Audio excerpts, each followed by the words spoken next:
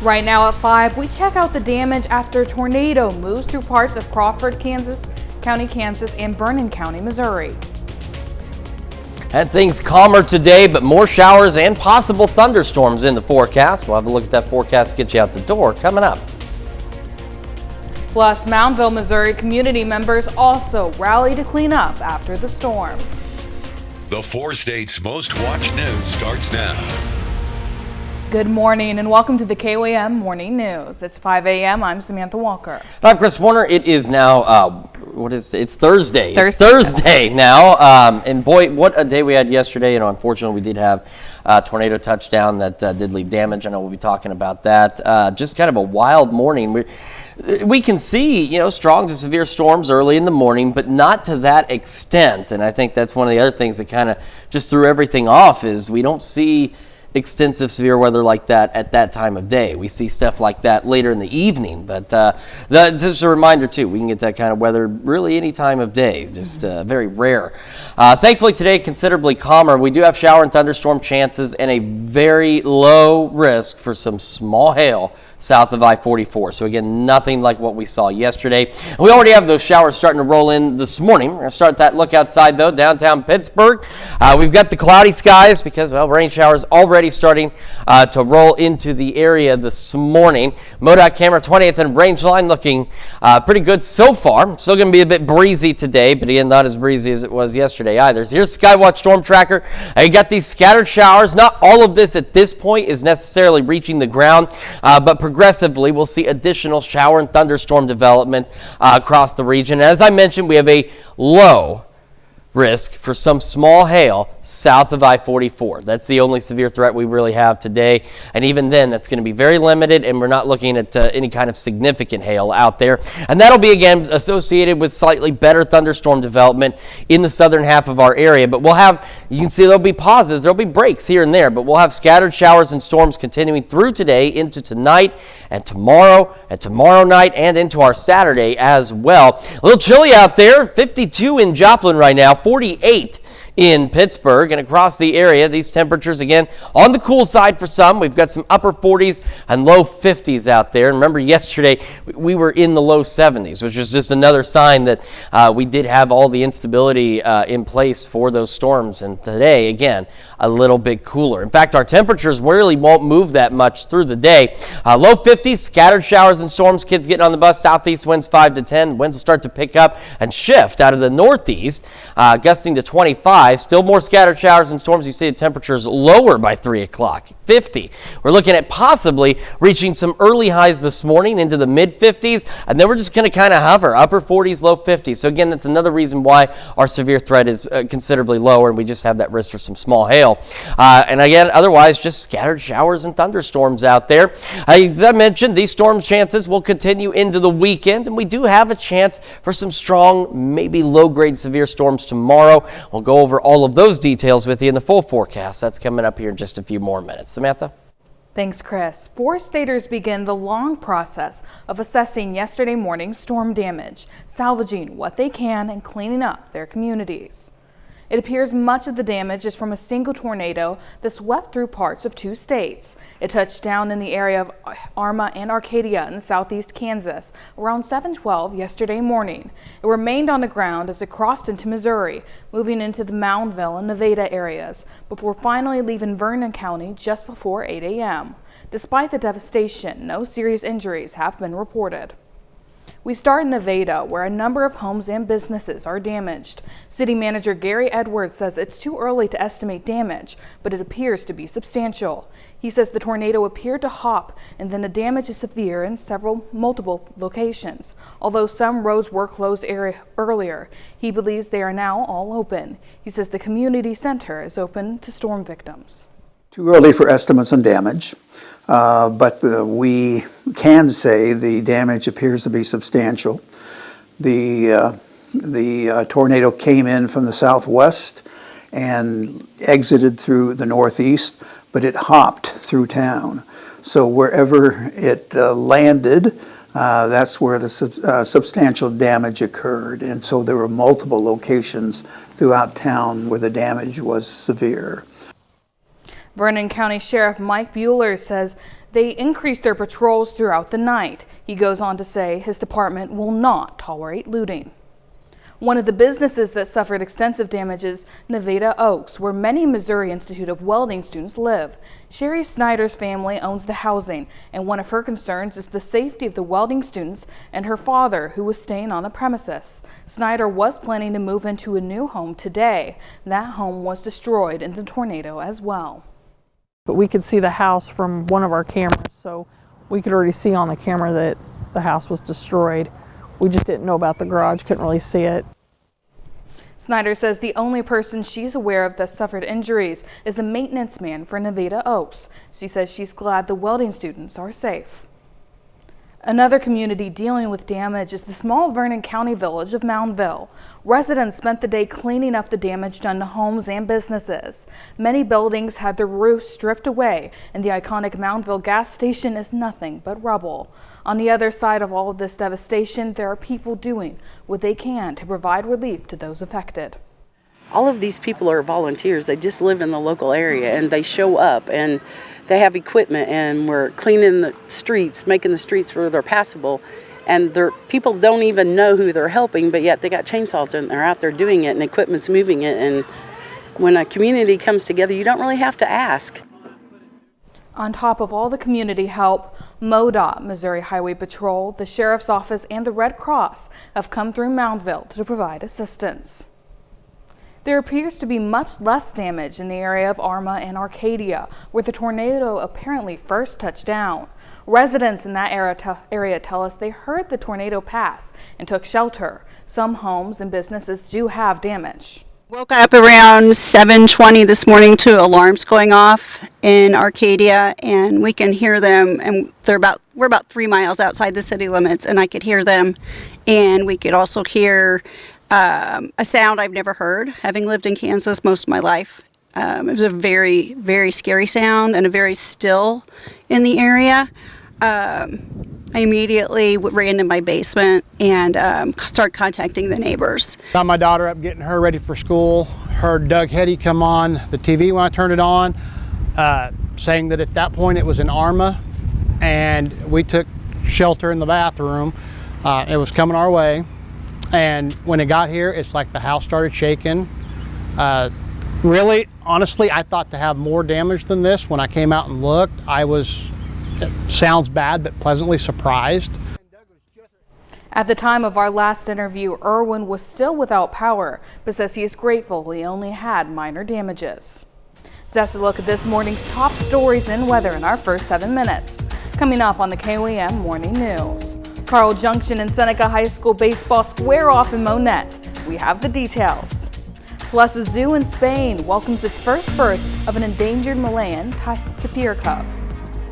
And while rain chances return, we'll have what to expect with Chris Warner in the Skywatch Weather Center. You're watching the KOAM Morning News. We'll be right back. Well, Coffeyville Community College has been raking in the local recruits for its 2025 football signing class, and that continues. Labette County High School senior Chris Stevens signs yesterday afternoon to play football at Coffeyville Community College. He was a standout on the Grizzly offensive and defensive line for the past several seasons and helped Labette County to a 4-4 record in 2024, along with a first round playoff victory. It'll be like a 30-minute drive for my family to come see me play, and my brother that lives in Coffeyville, just a few-minute drive, so it'll be pretty easy for them, pretty easy for me. And it's a busy day for signings in Southeast Kansas. Over at Pittsburgh High School, a Purple Dragon gets the chance to sign yesterday afternoon as well. Pittsburgh High School senior Lincoln Leverett signs to continue his powerlifting career with Team New Hope at Special Olympics Kansas. Leverett says that PHS football head coach Josh Latimer first got him involved in lifting and that he's forever grateful to be a Purple Dragon. It's really exciting, and to spend it with my family, it's fantastic, and friends and stuff. It's like a team it's like a fun atmosphere, and it's like you hang out with your friends and family, and it's closer to home. In Monette, Seneca baseball taking on Carl Junction. Top of the first, Bulldogs have 2 runners on, but Braden Rourke snags this liner and throws to second for the double play. The Indians escape the jam. Bottom of the inning, Craig Hayes strikes out the first batter he sees, but then runs into trouble. Bases are loaded with 2 outs. Silas ball hits a chopper to third. Bulldogs can't make the play and a run scores. Indians up 1-0. Next batter, Asher Prater, hammers one to right. That one hops the fence. He's got a stand-up double. And Seneca leads 4-0 after the first. In the second, the Bulldogs with a man on third. The pitch gets away, and Aiden Strait slides in under the tag to put Carl Junction on the board. Bulldogs score 7 more unanswered runs. They take down the Indians 8-6. Now to a Major League Baseball. Angels trying to sweep the Cardinals. Mike Trout still looking for his first home run of the season, and here it is in the top of the first. Angels up 1-0. You go to the 4th inning, same score, until we get to this swing of the bat from Ivan Herrera. And that one is gone for a solo home run, so we are tied at 1. We go to the 6th inning, same score, and Herrera back at the plate, and he massacres this pitch deep and gone for his second homer of the afternoon. Redbirds up 3-1. Now in the bottom of the 7th, they trail 5-3. Wilson Contreras comes through with a base hit in the left. Mason Wynn scores, and the throw to second gets away. Lars Newpar scores as well, so now we're tied at 5. We go to the 8th inning, Cards up 9-5. It's Herrera again, and somehow he tops his 2 previous bombs. Ivan Herrera goes 3-6 with 3 home runs and 6 RBI. Cardinals beat the Angels 12-5. Royals aren't quite as fortunate. They fall to the Brewers 3-2 in extra innings. Bryce Trang hits a walk-off bunt to end it in the bottom of the 11th.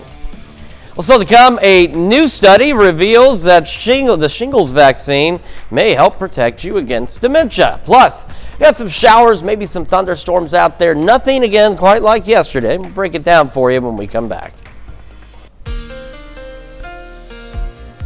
Welcome back to the KOAM Morning News. It's 5:17 now on this Thursday morning. We've got some scattered showers out there. Again, not all of this at this point reaching the ground, but as we continue through the morning hours, we'll see additional shower development out there starting to roll in out of Oklahoma, and we'll get a few more showers and start reaching the ground. And we'll even get some thunderstorm activity. And like I said, we do have a threat for some strong storms in our far southern counties, but again, nothing like yesterday. So really, the only thing we have is along and south of I-44, we have a risk for some small hail with some of the stronger storms down there. And tomorrow, though, it's a slightly up there risk. We do have a low to elevated risk for hail across the region. Spreads a little further out there. Again, not anything significant, but it does mean we could get a strong storm or two. And you can see barely clipping the areas, this very low tornado threat out there. Same with the wind. Unfortunately, tomorrow and even today down to our south, the reason we even have any kind of risk near us is because there's some slightly more significant severe weather expected over the next couple of days down across Arkansas. So unfortunately, they're going to have to deal with another round of that, and we will just be right on the edges of it, so we won't see anything quite as significant. But it will rain, and we'll get some thunder out there. It's just going to be really cool as well. Like I mentioned, we'll probably have early eyes in the mid-50s, and temperatures, I think, for a lot of us will just kind of hover into the low 50s. Those of you who maybe get breaks in the rain will have an opportunity to get a little warmer, maybe some upper 50s, but otherwise it's just going to be scattered showers, some rumbles of thunder. They'll be scattered to isolated overnight, and then we go into Friday and they start right back up again. And Friday morning, it looks to be our better opportunity. If we're going to see a strong or even low-grade severe storm, it's going to be Friday morning across the area, and then we'll just continue with additional scattered showers and storms, and maybe another round of some stronger storms down south as we head into the evening hours out there. So we'll keep an eye on it. Like I said, nothing like yesterday, but a strong or low-grade severe storm in the southern half of our area will be possible. That'll begin to clear out, and we'll have a break from the rain as we head into Saturday before we see more. By Saturday morning, additional showers, maybe a couple of thunderstorms, but look at the temperatures, much cooler. We don't have any kind of severe risk at this point, not even a low one, as we head into Saturday. Of course, if that changes, we'll let you know, but right now, our atmosphere not really looking to support anything like that, especially as we head into the weekend. So, scattered showers, thunderstorms through the morning, most of us just hovering right around the low to mid-50s. Now, depending on who gets how much rain. Temperatures might be a little cooler through the day. Out in our northwestern counties, if you get those breaks in the rain, you may not see sunshine, but it'll be at least enough. You get a little warmer than everybody else. And we'll still have northeast winds gusting upwards of about 25 miles an hour. We head into the evening hours, scattered showers, thunderstorms, those will continue. Temperatures just kind of hovering mid to upper 40s out there as we go into the overnight. Still breezy though, east winds gusting upwards of 25 miles an hour. As we head through the next few days, here's what we're looking at. We got the showers and storms today, tomorrow, Saturday. A few morning showers on Sunday. Yeah, you see that low temperature Saturday night? There is a remote possibility of snow showers Saturday night into Sunday. Yeah, I know. But it's April, and we have seen snow in April. We've actually seen significant snow in April in the past. Not the case Saturday night, but don't be surprised if you see a few snow showers. Now, the good news is after we get through this cool snap, we will go back to slightly warmer temperatures as we head into next week. Could see some showers, maybe a rumble of thunder next Wednesday. And again, we're otherwise looking pretty decent with those temperatures hanging out into the upper 60s and low 70s. And honestly, we really need some meaningful rainfall, and that's what we're looking to get over the next few days as well to kind of help out with the drought situation. Let's check your forecast. We'll be back with Health Watch right after this. Topping Health Watch this morning. A new study finds more Americans are struggling to afford health care. The West Health Gallup Healthcare Affordability Index shows 11% of Americans say they can't afford access to quality health care. That is the highest level in 4 years. The study finds the lack of affordability is particularly high among Black Americans and Hispanic Americans. The study classified Americans who fall under this category as cost desperate, meaning not only can they not afford health care, but they can't afford prescriptions either. This specific survey was conducted among 6,296 people ages 18 and older from all 50 states. A shingle shot could do more than prevent painful blistering rashes. Research says it may also protect against dementia. A study found seniors who got the shingles vaccine were less likely to develop dementia. Researchers compared health data from people who received the vaccine at age 79 with people who were 80, which made them ineligible to receive it. Everyone was followed for 7 years.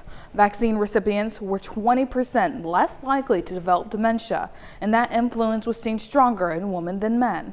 This held true even after considering other potential factors that might influence dementia risk. Further research is needed to determine why the vaccine may offer this protection. Nearly 3 million U.S. adults have epilepsy, according to the CDC, and for about 1/3 of those patients, medications don't stop the sudden seizures. Right now, many treatment options for those with drug-resistant epilepsy are invasive and involve major surgery, including the removal of the area of the brain that's causing the seizures. But new research could offer new options to those with the most severe forms of epilepsy. Mandy Gaither has more on a new study aimed at healing their brains. It's a condition that's unpredictable. Epilepsy causes electrical storms in the brain, disrupting a person's ability to control their body. It's difficult to live your life, to do predictable things, to have the confidence that I can safely drive to work. Dr. Jonathan Parker with Mayo Clinic calls traditional surgery options for those with uncontrolled epilepsy destructive, as they include procedures like removing part of the brain or using a laser to destroy a small portion of brain tissue that's causing the seizures. He says these surgeries are highly invasive and often come with side effects like speech impairment or memory problems, and they may not always work.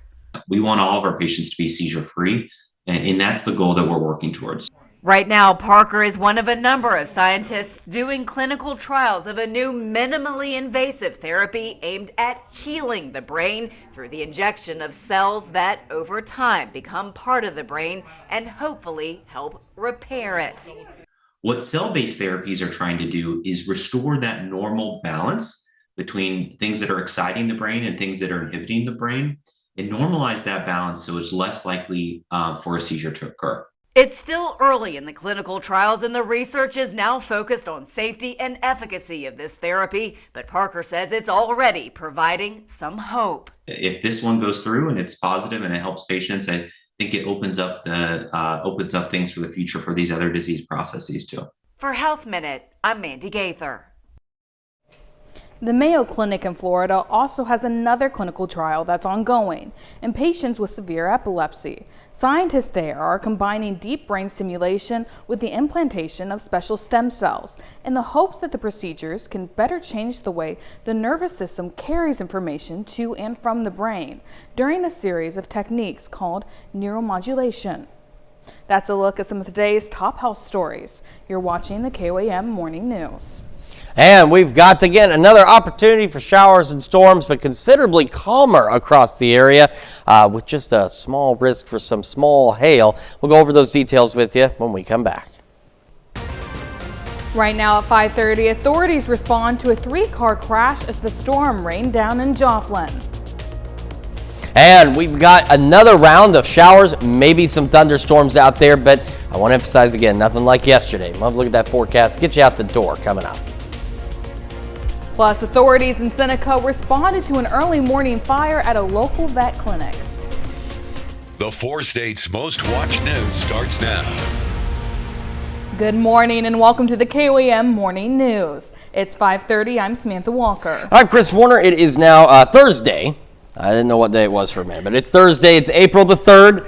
And here we are. Boy, what a day it was yesterday here in the 4 states. That's why it's okay you didn't remember the day. You were so busy yesterday. Yeah, it's, and I know there's a lot of folks that are a lot busier than we were yesterday, and they will continue to be busy for the next several days cleaning up after what was confirmed as an EF1 tornado tore through parts of Kansas into Missouri into Nevada.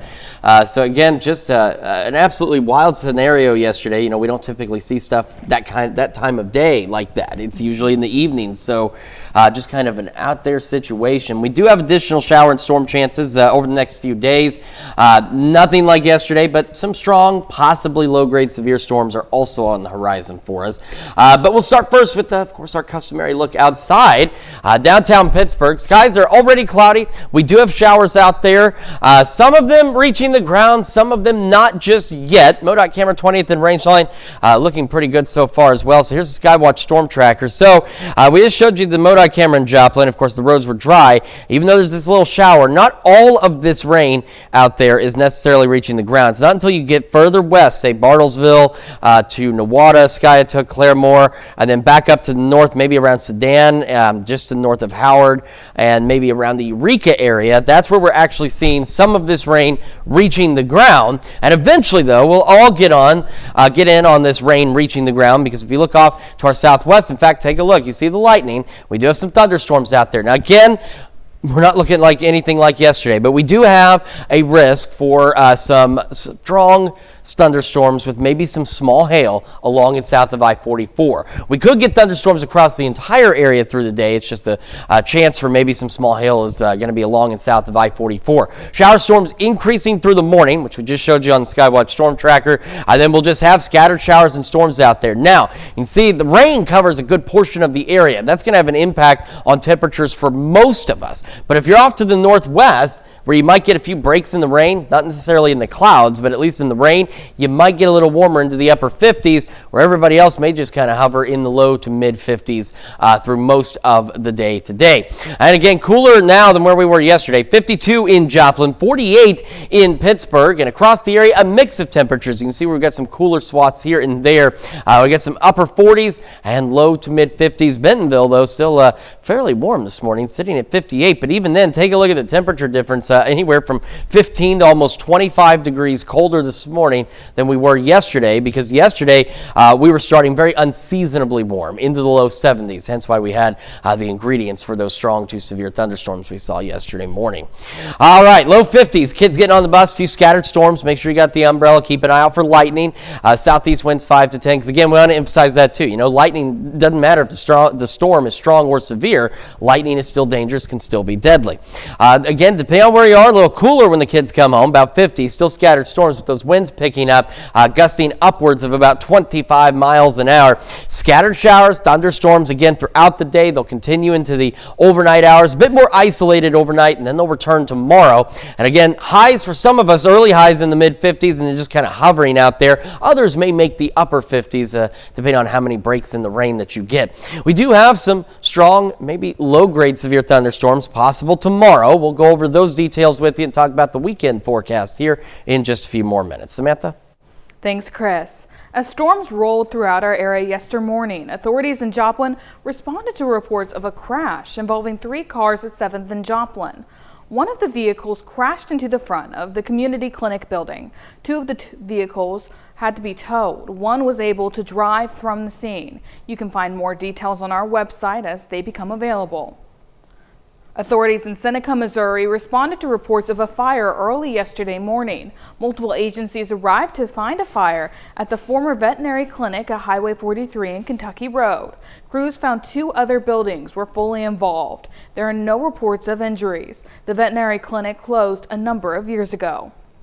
To be the first to see breaking news, weather, and sports, download the KOAM News app. It's available free of charge in the Apple App Store and the Google Play Store. Just search for the KOAM News app.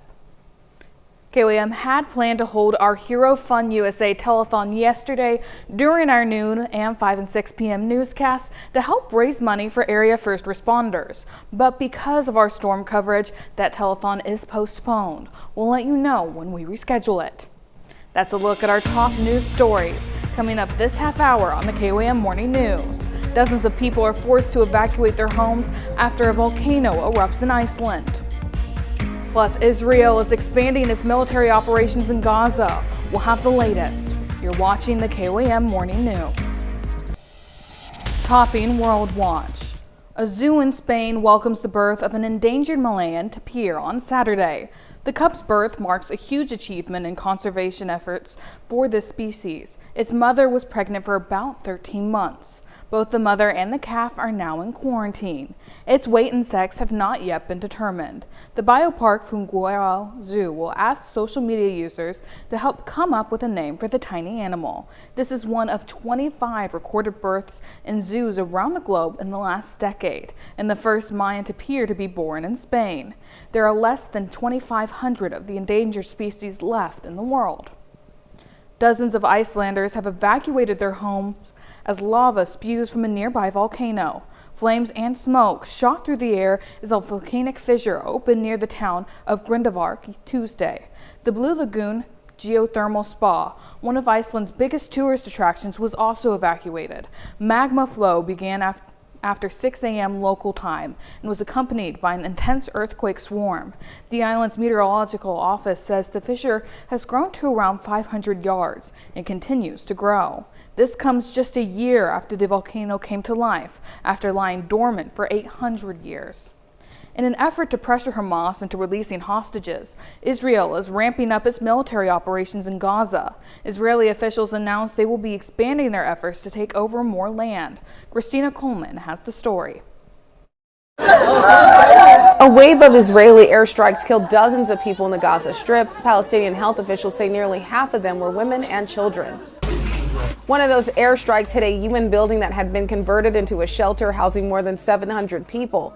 Israeli Defense Forces say it targeted Hamas militants in a command and control center. As of today, 64% of Gaza is under active forced displacement orders or falling within the so-called buffer zone. New attacks come as Israel vows to continue escalating its nearly 18-month war with Hamas until all hostages in Gaza are released. Wednesday, Israel announced it will be seizing large areas of land to incorporate into new security zones. It will also be establishing a new security corridor across Gaza, which would cut off the southern city of Rafah from the rest of the narrow coastal strip. We are now cutting up the strip, and we are increasing the pressure step by step so that they will give us our hostages. As Israel expands its operations, displaced Palestinians have been ordered to evacuate. Many, exhausted by war and hunger, say they have nowhere else to go. A month-long pause on all food and humanitarian aid has left camps struggling to survive. We're unemployed and have no work. Nothing. We're just sitting around and the bakeries have stopped working. If we don't have aid, then how can I secure food? There is no money, no food or drink. The Hostage Families Forum is condemning Israel's new military expansion in Gaza. It's urging Israeli officials to resume ceasefire talks in order to reach a hostage release. That's a look at some of your biggest headlines from around the world. We'll be right back. Welcome back to the KOAM Morning News. 5:43 on this Thursday morning. Do have some showers out there. Not all of it necessarily reaching the ground yet, but as we head a little further west, we get into northeast Oklahoma, so back toward Bartlesville and the Wada, Veneta, we do have some of that rain starting to reach the ground out there, including around Sedan, Howard, and entering Yates Center, Fredonia, and maybe even into Iola. And then, as we head a little further to the south and west from there, we have scattered showers and thunderstorms. You can see the lightning down there as well. We'll have the opportunity for scattered showers and storms throughout the day today, into tonight and tomorrow night, and into Saturday as well. The good news is, at least today, we're not looking at any kind of significant severe weather or anything like that. You can see just the bulk of all this rain across Oklahoma. They've had the same serious drought situation down there that we've had. And so yesterday's rain, we needed it. We didn't need the severe weather, but we need more meaningful rainfall, and that's what we are looking at from this activity. As a matter of fact, there's going to be so much meaningful rainfall. We do have some flood watches carry on into the weekend for some of our southern counties out there. And of course, they expand further to the south and east from us because we're going to get a fair amount of rain in some locations. Now, for today, we do have a low risk for some small hail south of I-44. That's about it. Could get a couple of stronger storms down there, but again, nothing too serious. However, tomorrow, we got to keep a close eye on it just to be sure. There's a greater severe threat to our south across Arkansas. That's actually today and tomorrow.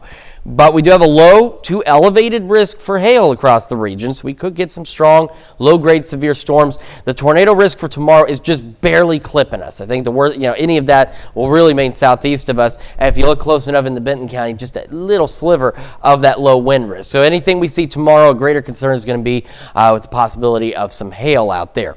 On to the future track we go. We've got the scattered showers, storms, and that's going to also play a role in our temperatures as we go through the day as well. Our northwestern counties, you may get a few breaks in the rain, not necessarily in the clouds, but in the rain, and that might allow you to be a little warmer. As you can see, upper 50s, maybe close to 60, but the bulk of us will be locked in with the rain through most of the day, which will keep our temperatures a little lower. You can see some of those thunderstorms on the future track out there. Now, as we go overnight, scattered showers, a rumble of thunder possible. It's going to be fairly isolated until we head to about this time tomorrow morning, and we'll see another round of showers and storms. And again, we do have that risk for some strong to low-grade severe storms right in this area. So we take a line maybe from Stockton, around Lamar, back through northwestern Cherokee County, around Columbus.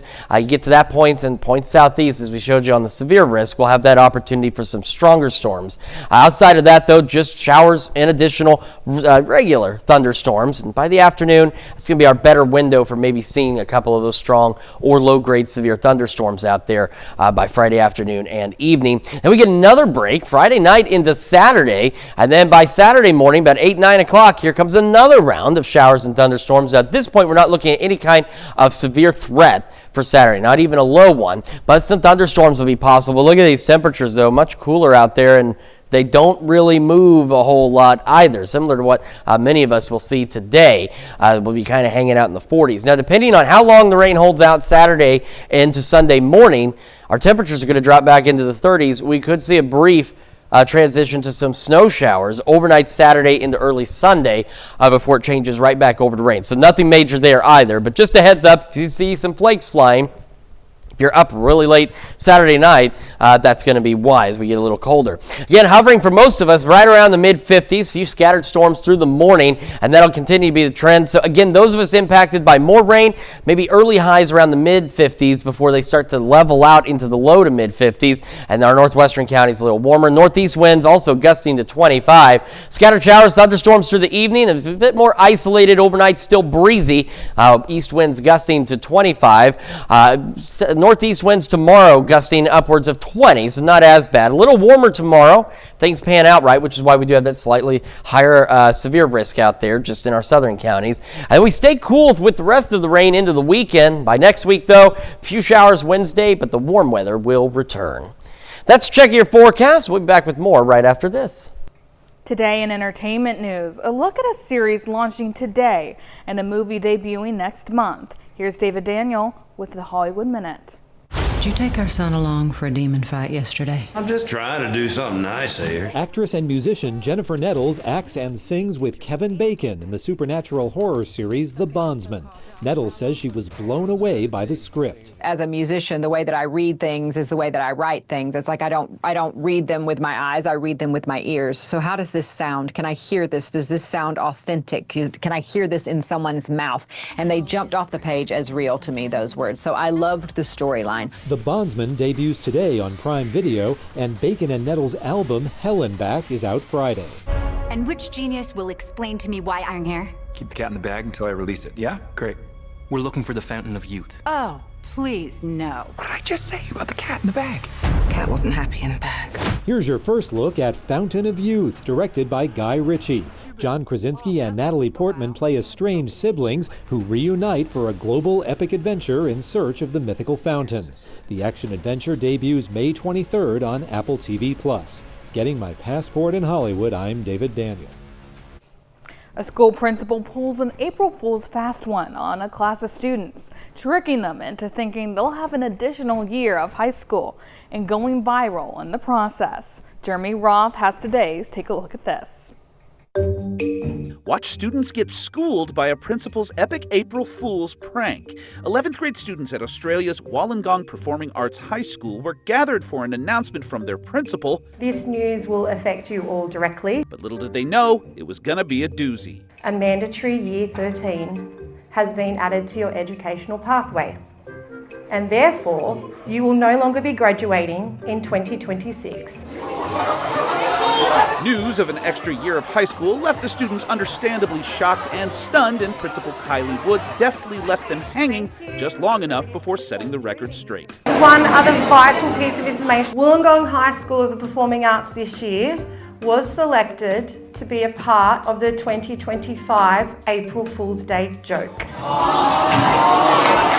That you are most certainly graduating in 2026. Speaking of news going over like a lead balloon, a massive metallic-colored inflatable was captured doing just that in New York City. No, it wasn't an April Fool's prank, but what was left after a recent high-profile event where EV manufacturer Lucid Motors adorned this meatpacking district building with a UFO-looking balloon to help them reveal their newest vehicle, which is called, and I still am not pulling your leg, the Gravity. I swear this thing writes itself. Finally, here's a written word fan who happens to be an orangutan, or orangutan, depending on your twang. The Memphis Zoo shared video of Jahe, one of their popular primates, leafing through a magazine in what they call an enrichment activity. It isn't Jahe's first exposure to periodicals. She happened to adorn one in a cheeky post the zoo shared for fun on social media back in January. And you know what? Faux or no, she looked fabulous. For Take a Look at This, I'm Jeremy Roth. You could just see the pure panic on those students' faces. Luckily, it was just a joke. We'll stick around. We'll be right back. Some convenience stores in New York City have the perfect employees to bring in customers. Bodega cats are common fixtures at many stores and delis in New York. The friendly felines often attract people off the street, while also helping keep the stores clean. Under state laws, owners could face fines for having cats in buildings where food is sold, but a petition is on social media is attempting to allow bodegas to keep their companions. A new baby pygmy hippo, Poppy, makes her public debut outdoors at the Metro Richmond Zoo in Moseley, Virginia, Friday. The baby hippo was born December 9th and was kept indoors during winter months. Temperatures were finally warm enough in March for Poppy and her mom, Iris, to go outside to give zoo guests up-close views. The almost 4-month-old baby hippo weighs around 80 pounds. According to the Pygmy Hippo Foundation, this species is endangered, with about 2,500 remaining in the wild. Certainly, hippos are really cool to see, because they're so big and they spend so much time in the water, and it's neat. I don't know. I'm just tired. But hippos are cool. Okay, there's some at the Dickerson Park Zoo in Springfield, and they're pretty chill hippos, honestly. If you have time to go up and see some hippos. All right, if you don't have. It's too early in the morning. It was a long day for a lot of folks, and thankfully, while we have thunderstorm chances today, we don't necessarily have the same risks we had yesterday. Kind of hovering low to mid 50s for most of us. Scattered storms out there. We could have some stronger storms south of I-44 with small hails. We'll keep an eye on that for you, but nothing again too crazy. Scattered showers and storms through the day. We'll have those northeast winds gusting to 25. Those winds continue to gust out of the east tonight up to 25. Scattered showers and storms through the evening, a bit more isolated overnight, and then they'll start to return early tomorrow morning. Now tomorrow, we do have a risk in the southeastern half of our area for some strong, possibly low-grade severe storms, with hail as the primary concern. We're a little warmer, upper 50s. We get cool again Saturday, maybe even some light snow showers briefly Saturday night into Sunday morning, and then we'll start warming back up as we head into the next work week. That's Check Your Forecast. We're back with more after this.